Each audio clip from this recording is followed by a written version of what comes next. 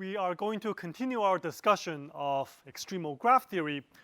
Last time we discussed what happens when we exclude a triangle, or more generally a clique, and we wish to find a graph that maximizes the number of edges. And at the end of the lecture, I stated the theorem of Erdős, Stone, and Szymonovitch,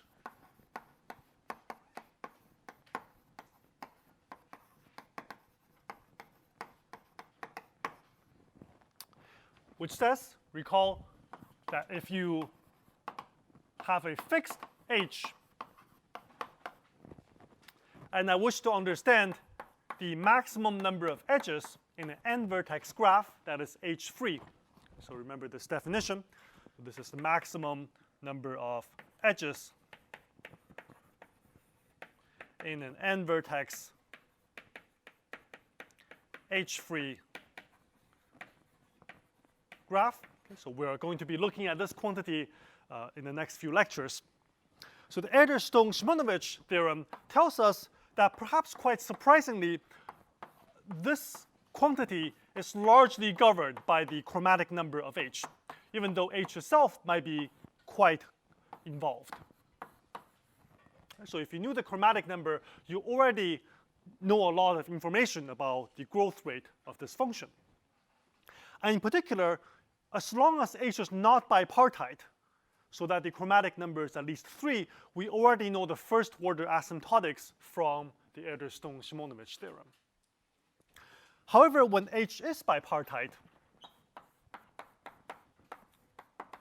so that the chromatic number is exactly 2, then the theorem tells us only that this quantity is little o of n squared, which is some useful information, but it doesn't tell us the whole story.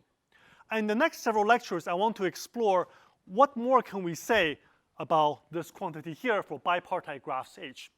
And it turns out that there's a lot that we do not know. There are lots of open problems in this area having to do with trying to pin down the growth rate of this function. And in particular, for bipartite graphs, there's a bipartite graph that plays a somewhat special role, namely the complete bipartite graph.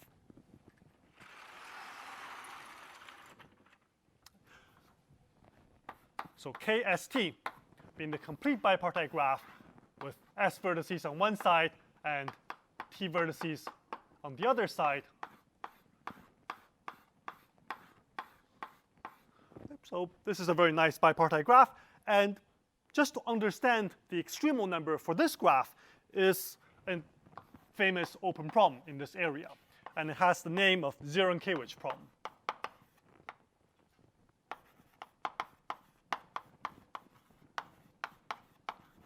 Which is to determine or estimate the extremal numbers for these complete bipartite graphs. Okay, so I'll tell you pretty much all we know about this problem. There's some interesting things, but we do not know all that much. Now, every bipartite graph is a subset.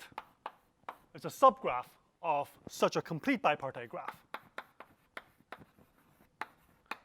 So every bipartite h is a subgraph of some KST.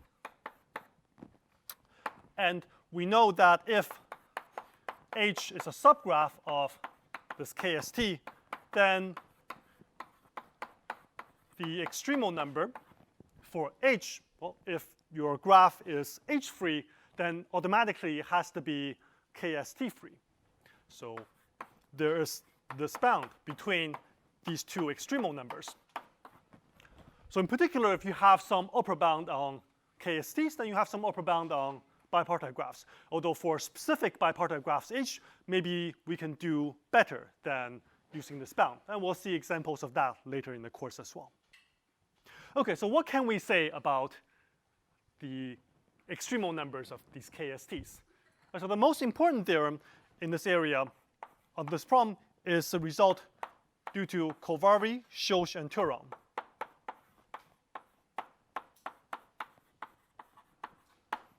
so the Kővári-Sós-Turán theorem, tells us that for every fixed integers s and t, s at most t, there exists some constant c such that the extremal number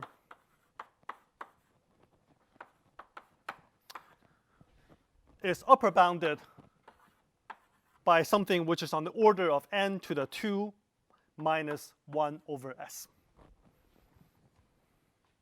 Okay, so it gives you some upper bound, showing you that it is not only subquadratic, but there's a gap from 2 in the exponent. Now, in combinatorics, as is with many fields of mathematics, it can be somewhat intimidating to newcomers when you see a lot of names. Right? Every theorem seems to be named after a string of mathematicians. Some of you may have heard of, some may not. And I agree, it's kind of maybe difficult to remember who is who and what is what. But I think this theorem has a very nice way to remember, which is that it's a theorem about KSTs, and this is the KST theorem. Okay? Right, so this is the KST theorem. I want to begin by showing you how to prove the KST theorem. The proof is via a nice, not too difficult double counting argument, and then show you some applications.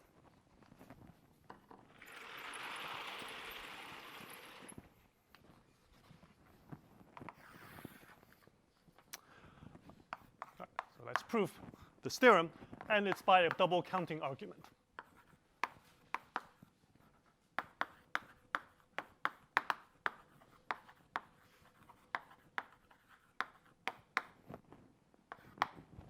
What are we going to count? Well, let's start with the object that we're working with. So there's going to be a graph G that has n vertices, m edges, and KST free. And let's count the number of stars, ks1, in this graph G. So we're counting configurations like that. Well, do an upper bound and a lower bound. On one hand, so let's start with the upper bound. On one hand, every subset of S vertices in the graph G has at most t minus 1 common neighbors.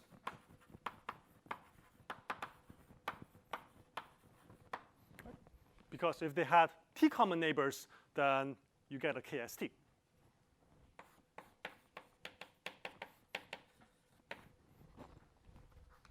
Okay, so that's one bound. On the other hand, let's see what happens to the number of common neighbors if you knew that this graph has a lot of edges. So the number of stars, well, I can calculate this quantity explicitly by running over all the vertices of G. For each vertex, look at its neighborhood and choose S vertices from its neighborhood. So from each V, I need to find a subset of S vertices from its neighborhood. By convexity, I can lower bound the sum by the average in some sense, because, okay, let me first write down the expression.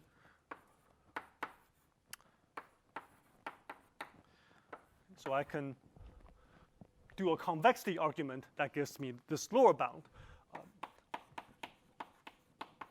Here, I'm abusing notation somewhat and writing binomial coefficients with a real entry on top, where I mean the expression, as you would expect, treating this guy as a polynomial in X.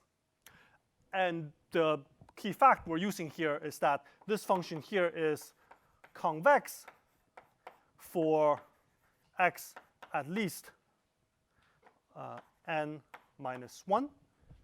So in particular, if you think about this function here, we have a lot of zeros, and then it becomes convex afterwards. So you can even think of extending this function as 0 to the left of n minus 1. So this is a convex function, and you can apply convexity to deduce this inequality. But you know the sum of the degrees. That's just essentially twice. I mean, that is twice the number of edges. So we have this expression right here. So you have an upper bound on the number of S stars coming from KST freeness, and lower bound on the number of S stars coming from just having lots of edges and applying convexity. Okay. Putting these two things together, we find that there's this inequality here.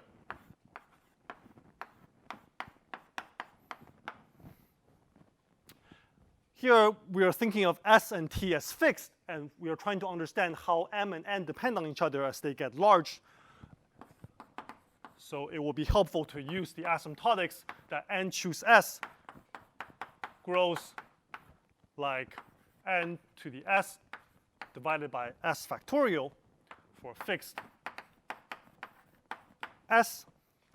So looking at that expression and applying this asymptotics to both sides,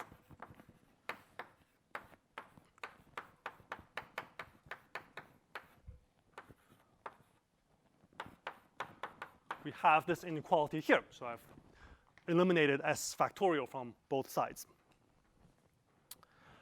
Okay, so now rearrange, clean things up. We find the following upper bound on M, the number of edges in G.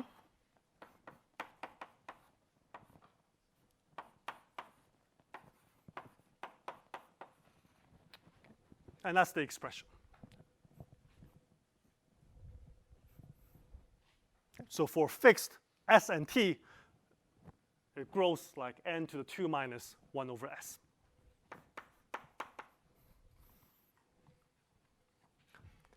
Any questions? Yeah. Where does the right side of the inequality come from? How are you counting that from every side?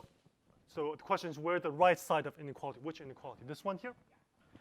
Right. So here we are counting the number of KS1s. So here I am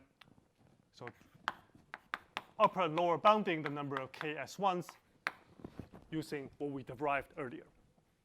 Yes? Do you actually care that S is less than or equal to T in the argument? Right, the question is, do we care that S is less than or equal to T in the argument? The argument doesn't care, but of course, if you want the better asymptotics for fixed S and T as n gets large, you should take S to be less than or equal to T. Question? What happens when T equals to 1?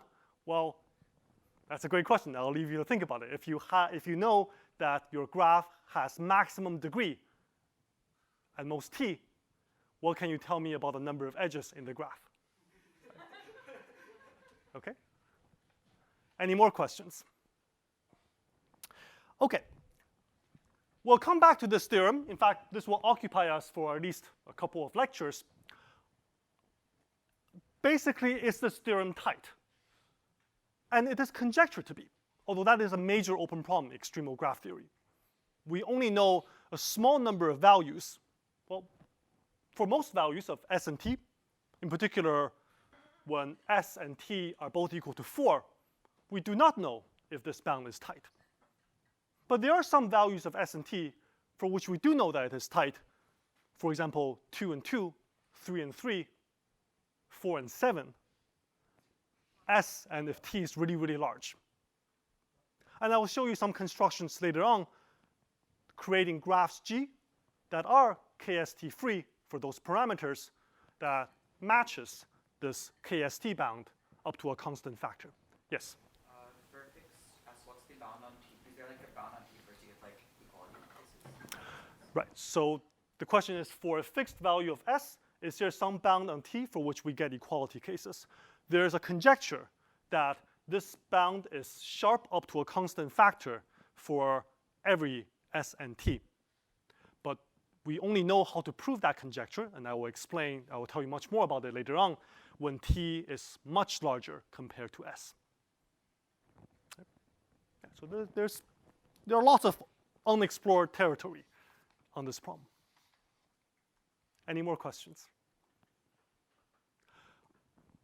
Okay. Before diving into the Kővári-Sós-Turán theorem further, I just want to show you some neat applications.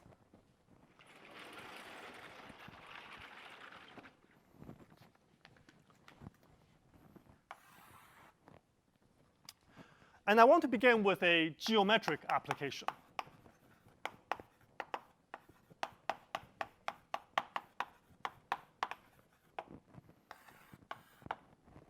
There's a classic problem asked by Erdős back in the 40s called the unit distance problem.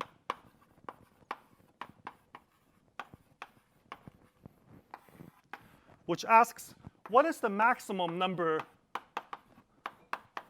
of unit distances? The maximum number of unit distances formed by n points in the plane. Let me give you some examples. If you have 3 points, you put them in an equilateral triangle, and all 3 distances are units. Great. If you have 4 points, you cannot place them so that all 6 distances are units if you stay in the plane. So the best thing you can do is something like this. Okay, so I'm drawing all the edges that are unit distances. If you have 1 more point, turns out that's the best thing you can do with 5 points. With 6 points, there are some more possibilities. Let me draw for you some possibilities. You can extend the previous configuration by adding more triangles. And there are many different ways that you can attach an extra triangle.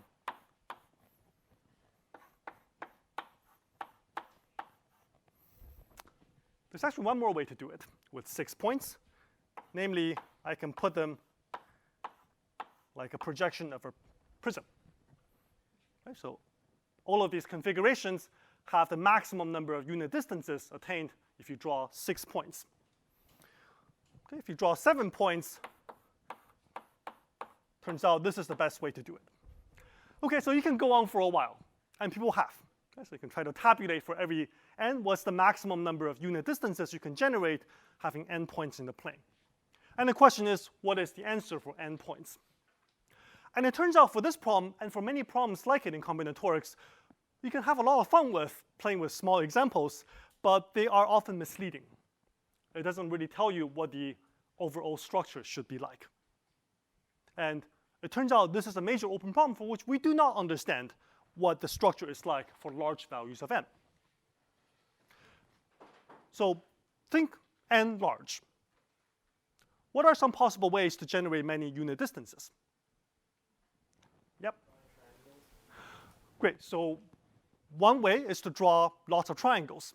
Right? So extend this figure forward. Okay, so let's do that.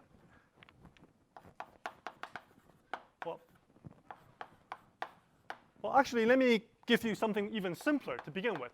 I can just put the n points on the line, equals spaced.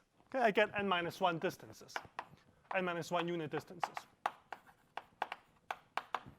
Right, if I put them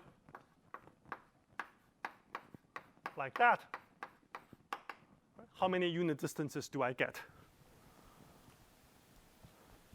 2 times n minus 1. All right, 2 times n minus 1. Right? So each new point gives you 2 extra new distances.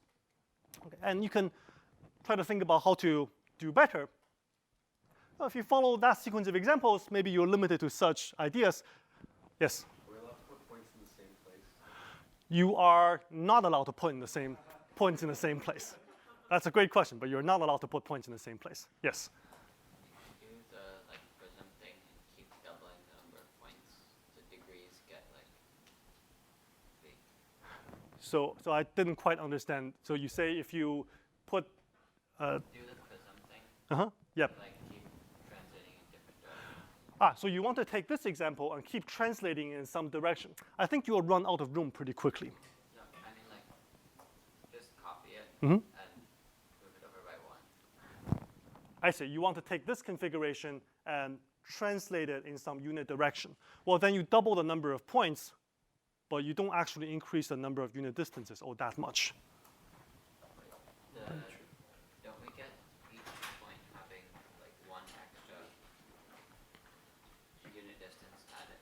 Okay, so the suggestion is we take some configuration. We take some configuration, let's say this graph G, and I form two copies of G by translating G in some unit direction, some generic unit direction. Okay, great. So what happens to the number of vertices? So n goes to 2m, and the number of edges goes from m to 2m plus n. Is that right? Okay, great. So if you do that, what do you get? N log n. Okay, yeah, that's much better than before. Okay, good. Good, good. Very nice. Yes? I'm not quite sure what this would get. Let's start with the construction for n over 3. Uh-huh. And then replace each point with a triangle. Right, so the suggestion is to start with some graph G, and then I'm replacing, so let's, as an example, look at that one, and then I'm replacing each vertex here by an equilateral triangle. But I want to maintain the same unit distance, right? So the, So you just choose an orientation of the smaller equilateral. okay. Or you choose an orientation of those equilateral line triangles so that point's different. Is this similar to taking this graph G and then translating it in two different directions that form an equilateral triangle?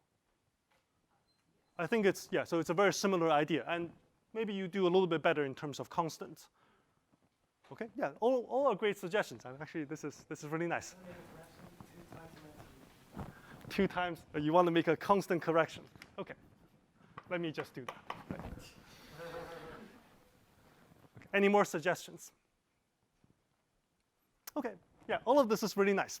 Okay, so let me tell you what is the best construction that people are aware of. And this is a construction due to Erdős. And the idea is to think big, not build from small examples. So what Erdős did is to consider a square grid. Root n by root n. Okay. When I see something that's root n, it's not an integer, just think round down to the lowest, to the nearest integer. I have a square grid. Now, if you take these distances as unit distances, well, okay, you get something which is linear in n, so you don't gain that much. But you can take any specific distance as your unit distance. So what we can do is take a distance that is represented many times in this grid. So let's take the unit distance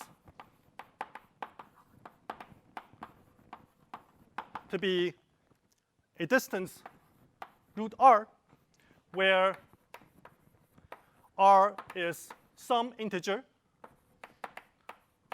that can be represented as a sum of two squares in many different ways.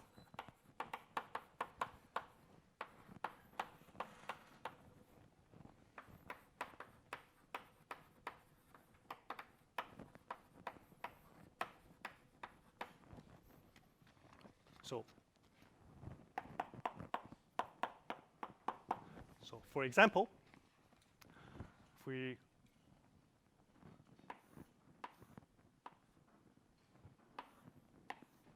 we can take some r so that it has many appearances.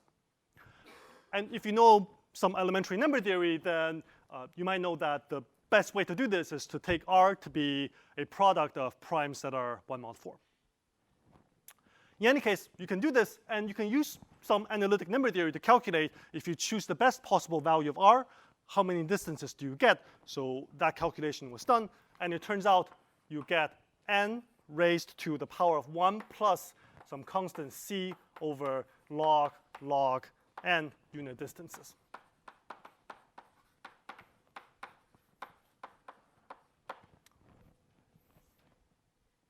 Okay, so this is better than the constructions we've seen before. So what can we say about this problem? So this is a construction. Well, then you want to understand some upper bounds. Right?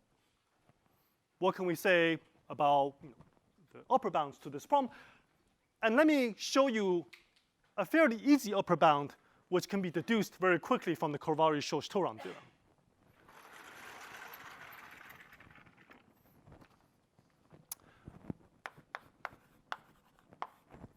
That every set of endpoints in the plane has at most on the order of n to the 3/2 unit distances.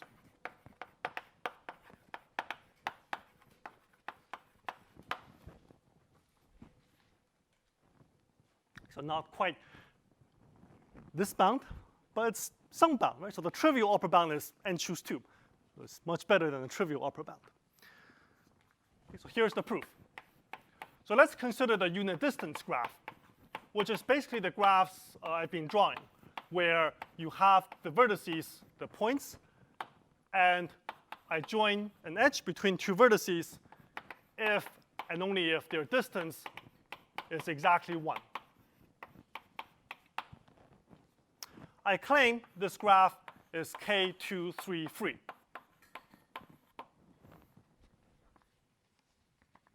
Why is that? Because if you have 2 points, what are their common neighbors? Their common neighbors must all be at distance 1 from each of the 2 points.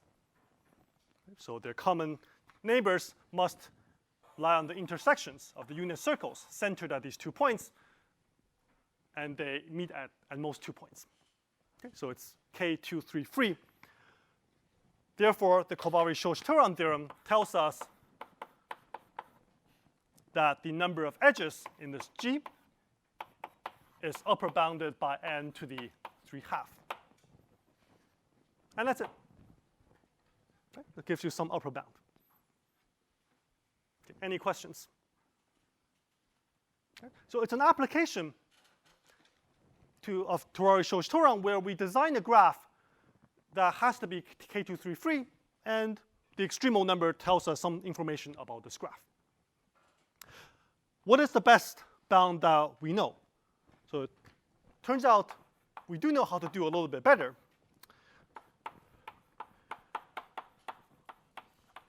But not anywhere close to what we believe to be the truth. Okay, so the current best bound is on the order of n to the 4/3. And we'll actually see a proof of this later in the course once we've developed something called the crossing numbers inequality. Okay, so this is also a very short, very neat proof. I want to tell you about another problem which looks superficially similar and also a really interesting geometric problem.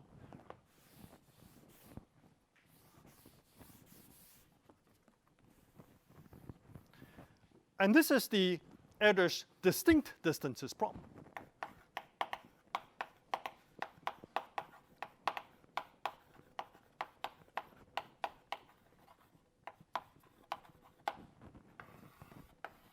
Which asks for the maximum number of distinct distances among n points in the plane.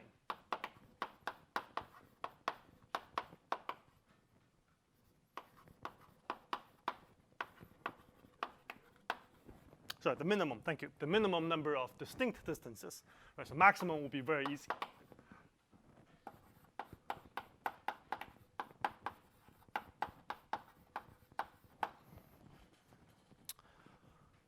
Okay, again, you have lots of examples. In fact, you can look at basically all the examples that we've given earlier. I mean, these two problems are very much related to each other. Right? You see, if you want lots of repeat distances, or if you want very few distinct distances, right? So they seem like they're very much related. And of course, you can also just write down an inequality that relates the two of them, because the number of distinct distances is at least n choose 2 divided by the maximum number of unit distances.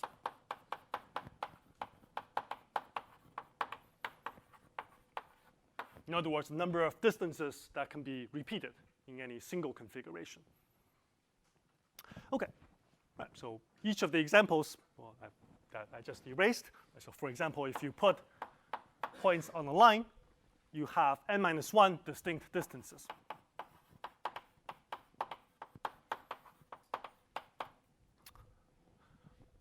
And we already saw the square grid, so that might be a good candidate to look at as well. And there, it takes some more number theory to figure out how many distinct distances there are. And this roughly corresponds to the number of,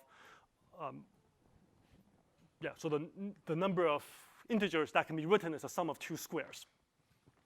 And so this has been calculated, and the result is n divided by square root of log n. So that's the order. Okay. And Erdős conjectured that this example should be more or less the best you can do. Right, so these problems look very similar, but actually this problem here was solved in a spectacular fashion about a decade ago by an important paper of Guth and Katz. So Larry Guth is in our department. And they showed that every set of endpoints in the plane generates at least on the order of n over log n distinct distances.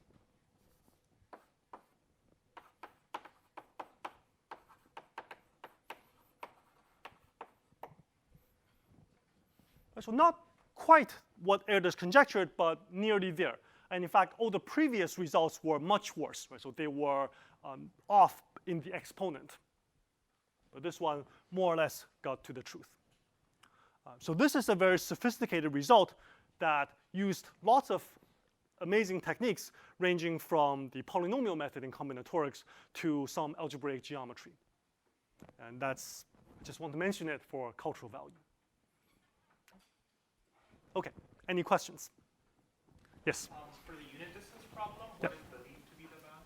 Yeah, so for the unit distance problem, and actually for the distinct distances problem, the question is what is believed to be the bound, and that it's the square grid.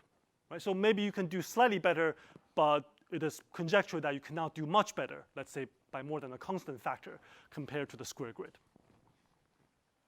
Yes? Sorry? So this is Nets Katz. He's at Caltech.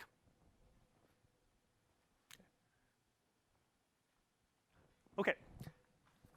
I want to take a short break now, and when we come back, I want to show you some ways to generate lower bounds to the extremal number. In the Kővári-Sós-Turán theorem, we understood some upper bounds for the extremal number. So I want to turn our attention now to lower bounds, which means constructing, in some sense, graphs that have lots of edges at the same time being KST free. There are many classes of constructions, so there are several techniques for doing this. And I want to introduce you to some of these techniques. And the first one comes from the probabilistic method, where we use a randomized construction. By taking the graph at random, modifying it a little bit in a way that's to our desire. This method is very powerful, it is very general, it is applicable in a lot of situations, But unfortunately for the problem of getting tight bounds, it rarely allows you to get tight bounds. So it is very robust, but somehow it's often not sharp. And another class of constructions that are algebraic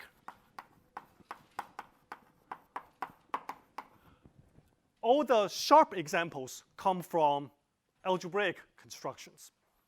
And there we're able to use some nice ideas from algebra, from algebraic geometry to get tight constructions. And you could wonder, is there some way to combine the best of both worlds? And it turns out this was an important recent development that was found just several years ago, where one can combine ideas from the two and obtain a randomized algebraic construction.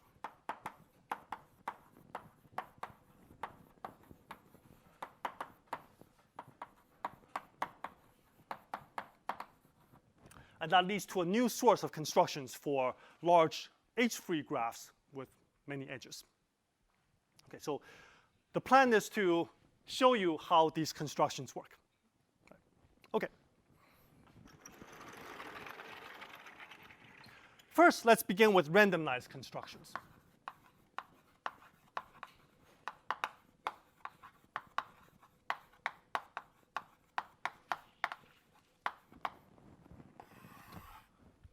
As I mentioned, this construction is very general, it's very robust, and we can use it to obtain H-free graphs for every graph H.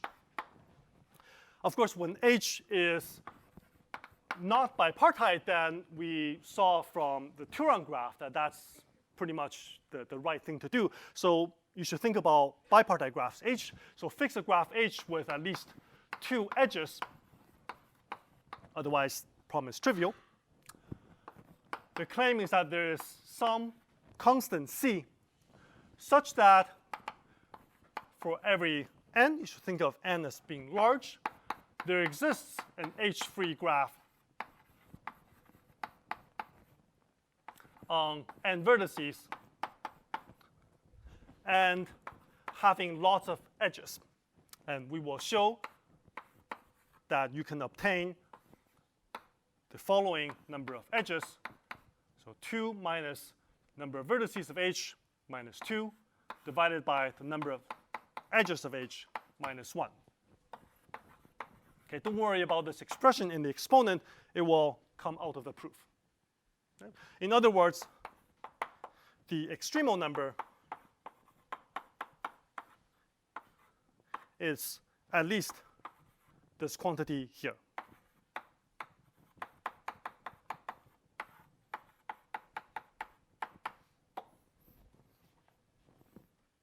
All right.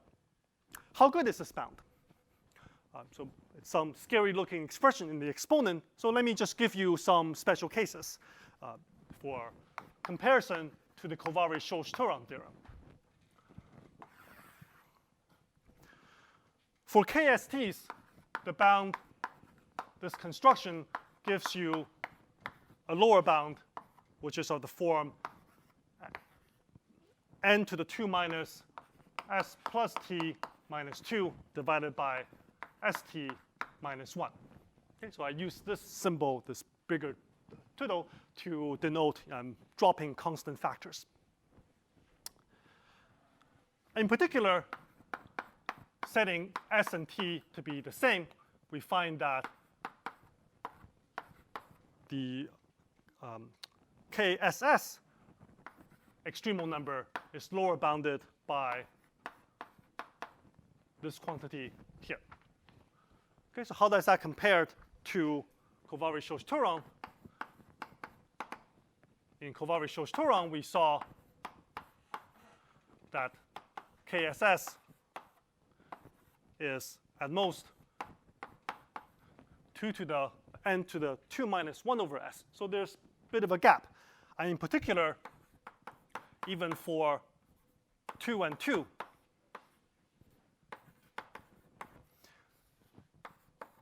these results tell you a lower bound on the order of n to the 4/3 and the upper bound on the order of 3/2. Right? So I'm just doing this explicitly to show you that even in some sense the simplest case, there's a gap between these two bounds. Later on, we'll see a construction that shows that the right-hand side is tight. Right? So this is the truth. The randomized construction gives you something, but it doesn't give you the truth. On the other hand, I want you to notice that if t gets very large as a function of s, this exponent here approaches 1 over s as t goes to infinity. So for very large values of t, at least in the exponent, it's not that far off, although you never get the right exponent for any specific s and t. Okay, so this is some limitation of the randomized method, but it's very robust.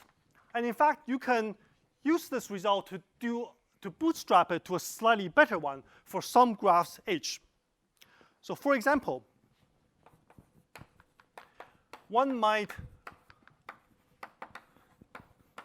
do better by replacing this H by a subgraph, right? Because if you have a subgraph H prime and you construct your G to be H prime free, then it is automatically H free. But maybe this theorem actually gives you a better construction when restricted to H prime. And when can you do better? Well, you can do better if H prime is such that whatever the quantity that comes up in the exponent, so let me write it like this, is superior to the exponent you would obtain by just looking at H.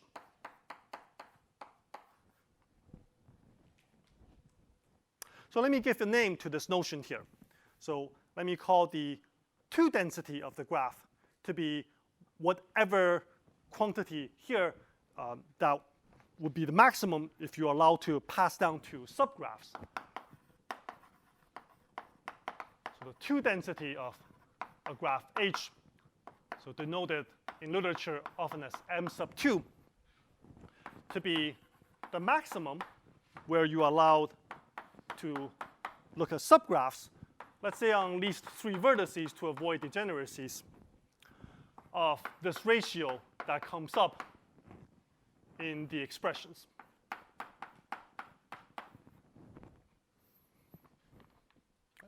So then the theorem, that construction there, implies that the extremal number is at least not just the expression I've written, but maybe sometimes you can do slightly better by passing to a subgraph. So let me give you a concrete example. Suppose my H is this graph here. Okay, so you can run the calculation and find what these numbers are. So the number of vertices, edges, and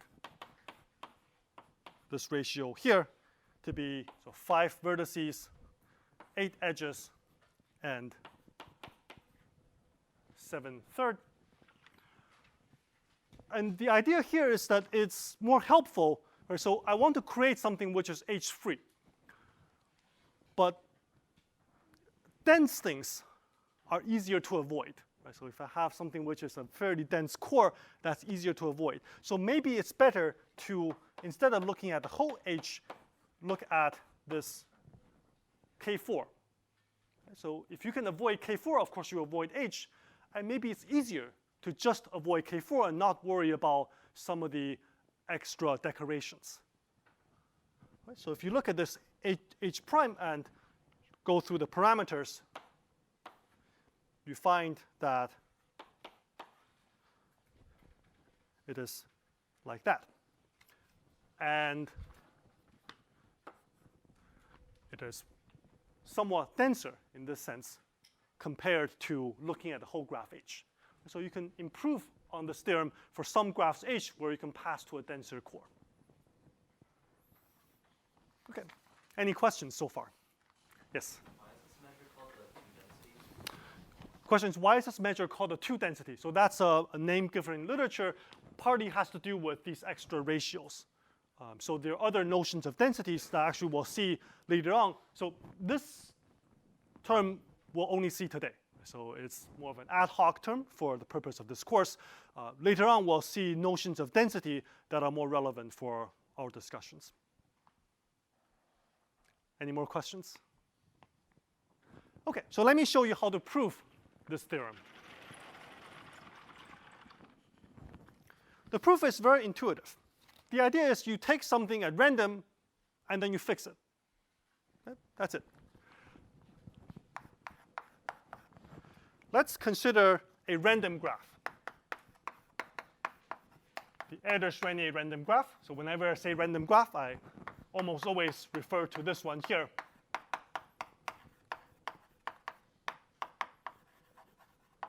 And the Adder-Schwennier random graph is obtained by considering n vertices and each edge, each possible edge appearing independently and uniformly with probability p. And we're going to decide this p later on. Okay, so let me not tell you what p is for now. I'm interested in avoiding h. So this random graph might have some copies of h. Let me count the number of copies of h.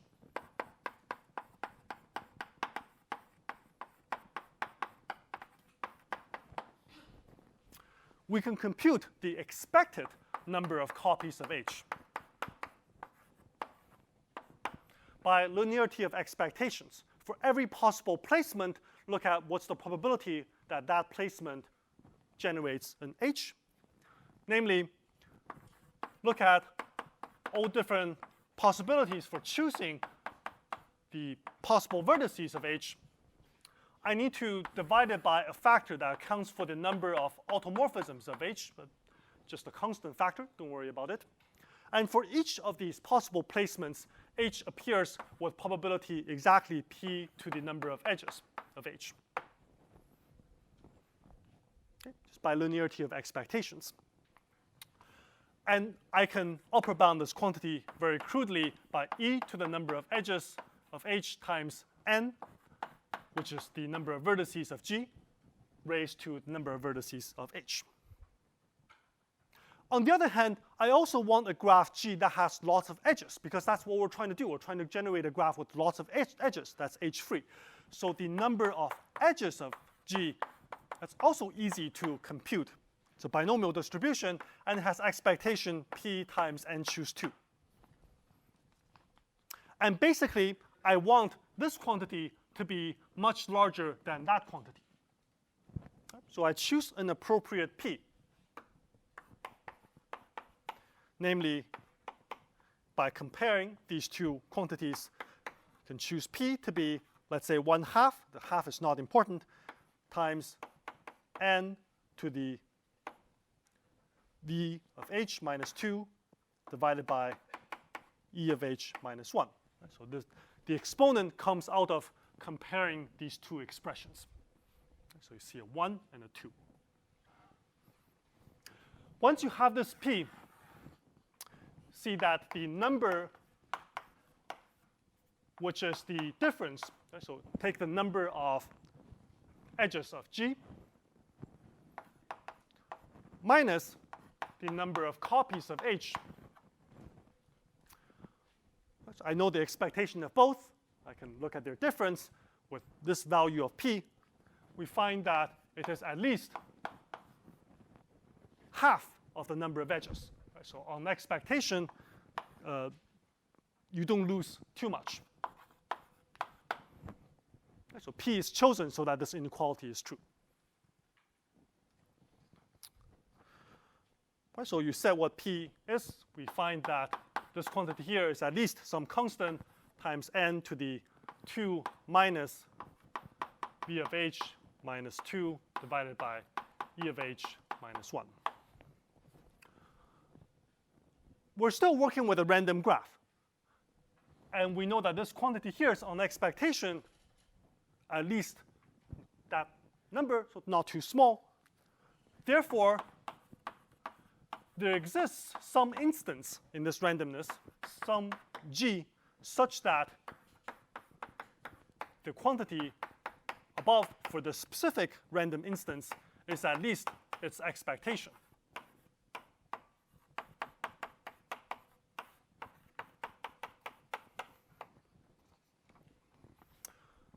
So this gives us a graph G, which on one hand has lots of edges, but also has very few copies of H relative to the number of edges. So we can now get rid of all the copies of H by removing one edge from each copy of H in G to remove all copies of H, and now we obtain an H-free graph. How many edges are there in this graph? Well, we removed at most one edge for each copy of H. So the number of edges is at least this quantity here, which is what we wrote just now. Okay. And that's it. Right? So now we've obtained our graph on n vertices with lots of edges with the claimed bound that's H-free. So this is the probabilistic method that you start with something random, you try to fix it. And this method sometimes has the name of the alteration method. And it is a very important idea, and one of the key ideas in the probabilistic method, which I encourage you to go and learn more about. We'll also see this method later on when we discuss the randomized algebraic construction. Just to clarify, Yeah. None of the copies of H means not intersecting of copies. So I mean, so question is, yes, the question is what do I mean by the number of copies of H? I mean every instance of H you see. So they could be intersecting. I'm not asking for disjoint copies. Yeah, so a complete graph on n vertices has n choose 3 triangles. Okay, any more questions? Okay, so now we've seen that the probabilistic method gives you, some bound, and it's not too hard to apply, but it doesn't give you the right bound, right? It doesn't give you the truth. So now I want to show you a different type of constructions, namely algebraic constructions that do allow you to get the truth, but they work in only a small number of cases. So it's more magical, but they work better when the magic happens.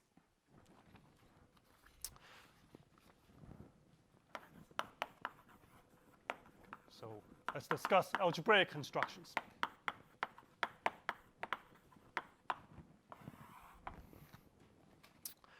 In particular, I want to show you how to obtain the tight bound on the extremal number for K22, namely a 4 cycle. So this is a result due to Erdős, Renier, and Sós.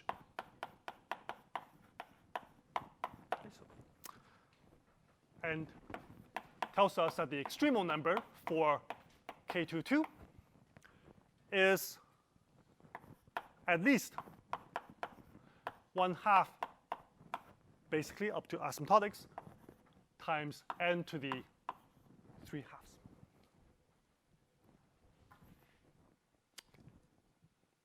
Actually, if you look at the constant that came out of the proof of the Kővári-Sós-Turán theorem, it is also 1/2. So as a corollary, we see that the extremal number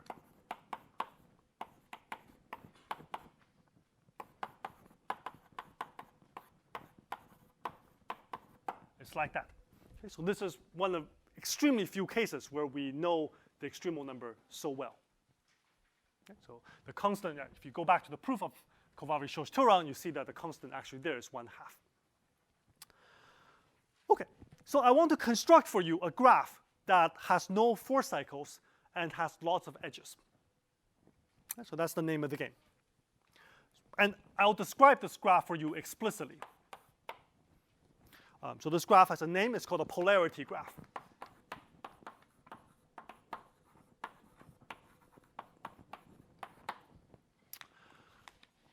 Let's suppose that n is a number such that 1 bigger than this number is a square of a prime. So our construction will use some finite fields. I'll explain a bit. If n is not of this form, then you can change n to a number very close to it of this form, and everything will be okay. The graph will be constructed as follows.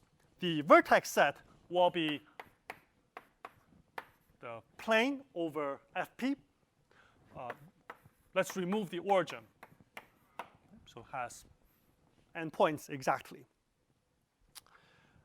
And the edges are such that I put an edge between xy and ab if and only if the equation ax plus by equals to 1 holds.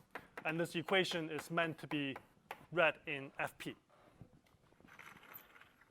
Okay, so that's the graph. That's an explicit description of this graph. So I need to show you two things. One, that it has lots of edges, the claimed number of edges. And two, it has no force cycles. Okay, so let's start with not having force cycles. So why is it K223?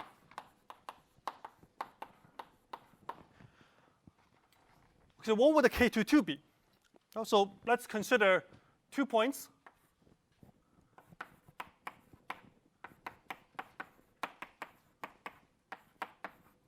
So, and I want to understand the number of common neighbors of these 2 points.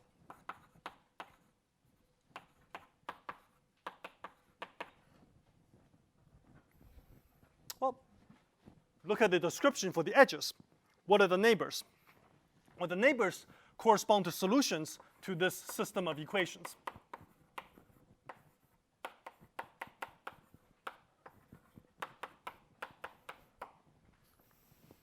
And the basic claim is that there's at most one solution, xy.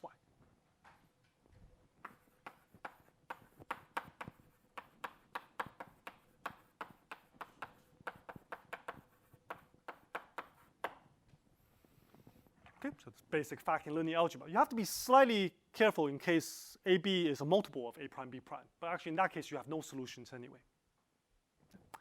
Okay.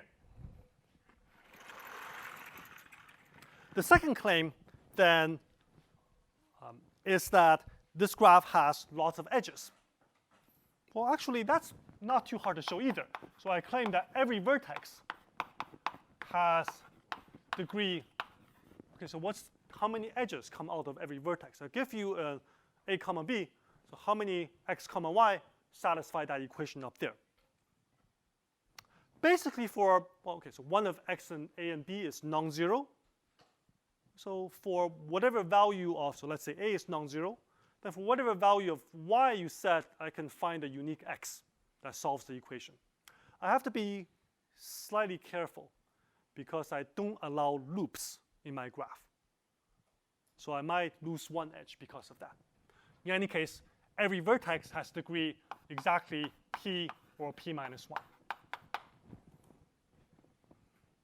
Okay, so just solve that equation in x and y.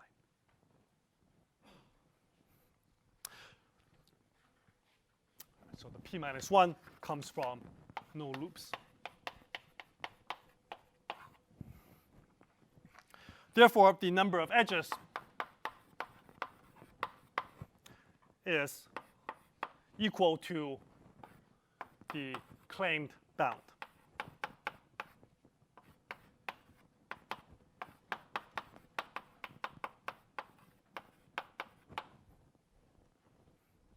Okay. So this finishes the proof in case when n has that special number theoretic form. But we can extend to all values of n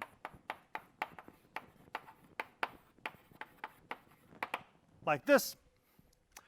If n doesn't have that form, then I can take a prime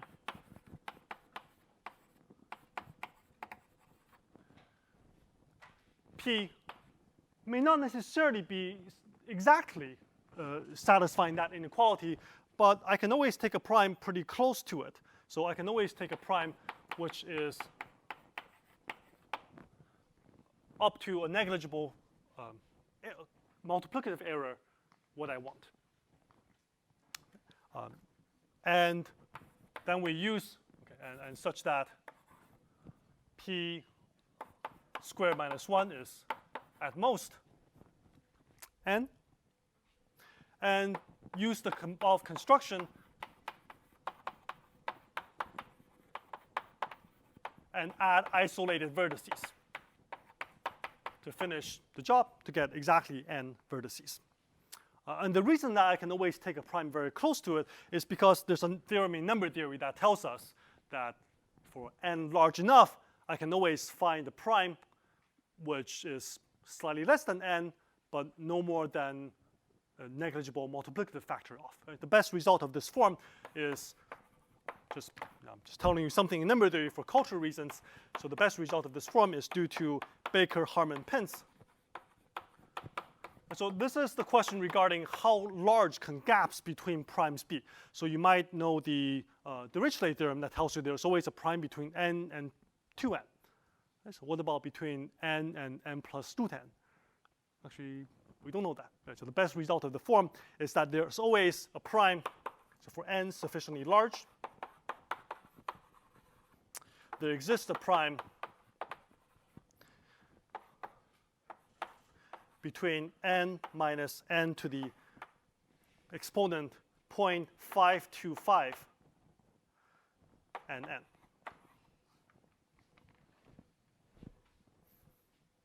Okay. In any case, this number here, whatever it is little o n, and that's enough for our purpose. Okay, so it suffices to look at n of a special number theoretic form that where you're allowed to use primes. So that's the construction there. Let me show you an interpretation of that construction, which I think is maybe helpful to think about. And that's that you can view it as the incidence graph between points and lines in projective space, in projective plane. So I start with a projective plane.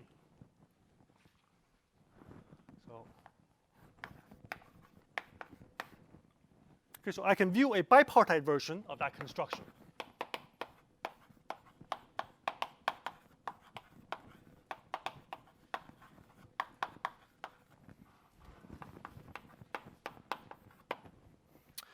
It can be viewed as the point line incidence graph of a projective plane over a finite field. And by this, I mean put on as one vertex set the points of the projective plane, and on the other side the lines. And I put in an edge between a point and a line if and only if the point lies on the line. So you can do this more explicitly in coordinates if you view them points and lines as coordinates, and so the equation for getting point to be on a line is like that. So now, why is there no 4-cycle?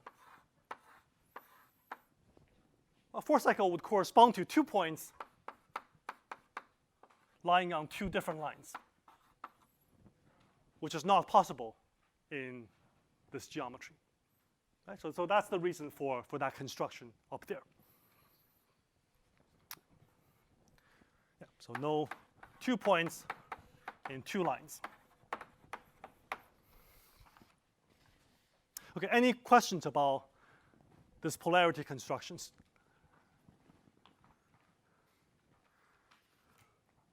Yeah. Why is it called a polarity Right, the question is, why is it called a polarity construction? So it relates points and their polars, which are lines. Yep.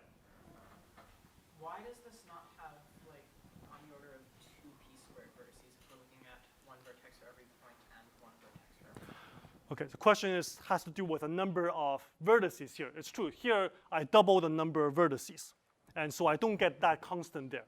But what that graph up there, that's not a bipartite graph. It is identifying the points and the lines and overlaying the two parts into one. But if you don't care about the constants, this graph here may be conceptually easier to think about. Yes? Are we able to generalize this polarity graph to K? Great. Question, can you generalize this polarity graph to K33 and higher? So that's what we're about to do next. Okay? So for K33, what can you do? So the main observation here is that two lines intersect in at most one point. Right? But there are other geometric facts of that form. So we're going to use one of them to get K33 free graphs. And this construction is due to Brown.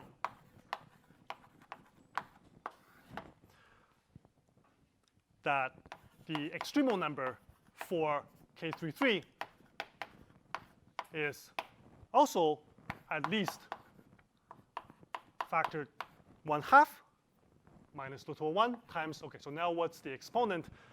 What is predicted by Kővári-Sós-Turán is 2 minus 1/3, right? And Brown obtains the correct exponent. It turns out this is also the right constant, this 1/2, although it doesn't follow from the Kővári-Sós-Turán theorem I stated. One needs to do a little bit extra work, but it turns out it is true that this is also the correct constant. And that's actually pretty much all the cases where we know the correct constant. And there are other cases where we know the correct exponent, but these things tend to be hard to come by. Okay, so let me show you how to construct this graph. So it's based on a similar idea as the polarity graph. It has some more technicalities, so I'm not going to do the full proof and just give you the sketch. As earlier, and using the same trick, we can assume that n has a special form. Here, let me assume that n is a cube of a prime.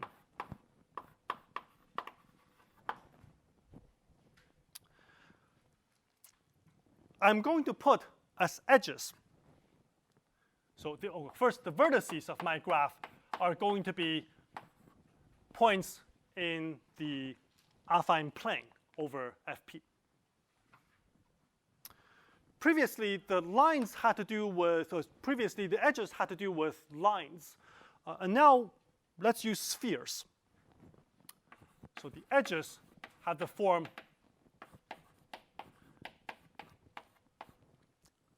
where I join two vertices like this, if and only if they're, well, it's not really a distance, but it's something that looks like the equation of a sphere.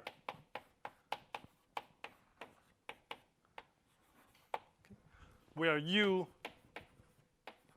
is some fixed non-zero element of Fp. You may have to be somewhat careful in choosing this U, but let me not worry too much about it.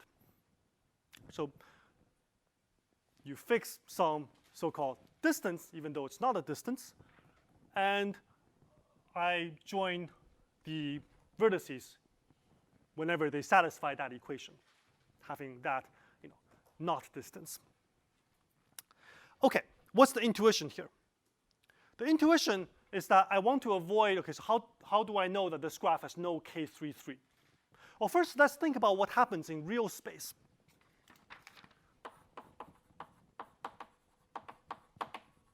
Right. So intuition in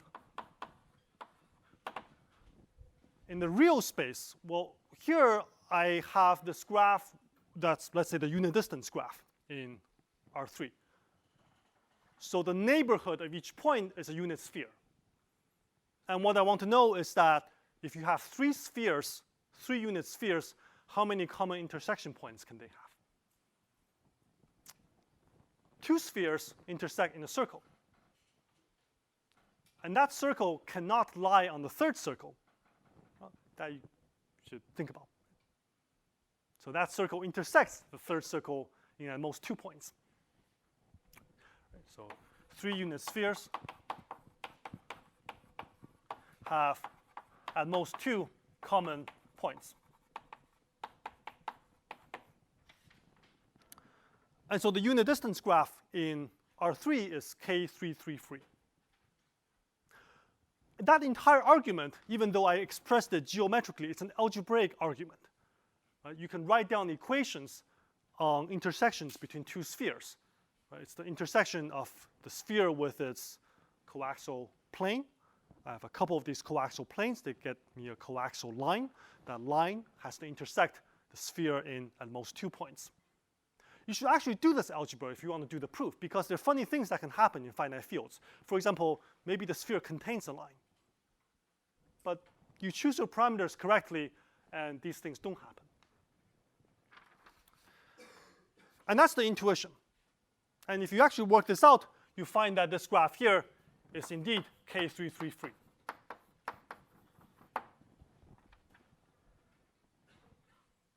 Okay, so I'm skipping the details, but you should do the algebra if you want to have a proof. On the other hand, it also has lots of edges, and that's basically the same reason as before. Right? I can count the number of edges by fixing some x, y, and z, and look at how many ABCs satisfy that equation. Okay? And that's, again, something that needs to be checked. But point is that this graph, so every vertex has either p squared, okay, so it has close to p squared degree.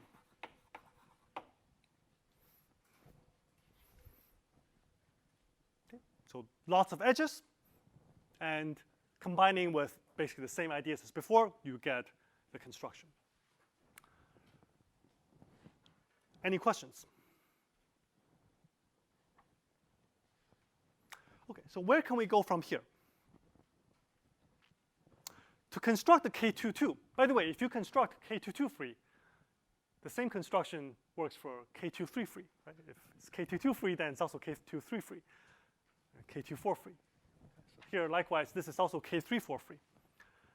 Okay, so now what about higher KSTs? And you might think, well, let's take these geometric objects and try to extend them further. But that actually seems kind of difficult. We do not really know how to do it. We do not know how to obtain a construction which is of this form that works for K44. In fact, there's even some evidence that that might be impossible. As I mentioned, K44 is a major open problem.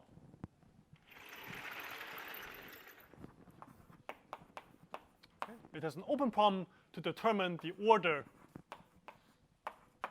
of the extremal number of K44. But in any case, this construction, this idea of using algebraic constructions is very enlightening, that we should look at ways to get large KST-free graphs by coming up with clever algebraic constructions. And next time I will show you a couple of very nice ideas where you can come up with a different kind of algebraic construction which has some superficial similarities to what we've seen today, but that's really of a different nature. So next time, we will see the following theorem, which is obtained in a sequence of 2 papers, union of authors, Alon, Kolar, Ronnie, and Zhao, that shows that if T is much larger than S, so S minus 1 factorial plus 1, then the extremal number for KST is on the same order as the upper bound determined in the Kővári-Sós-Turán theorem. Just to be more explicit about what these S and T are, if you plug in what's the smallest t that this theorem gives for various values of S, find 2, 2, and 3, 3. And the next one is 4, 7. And then it gets worse from there.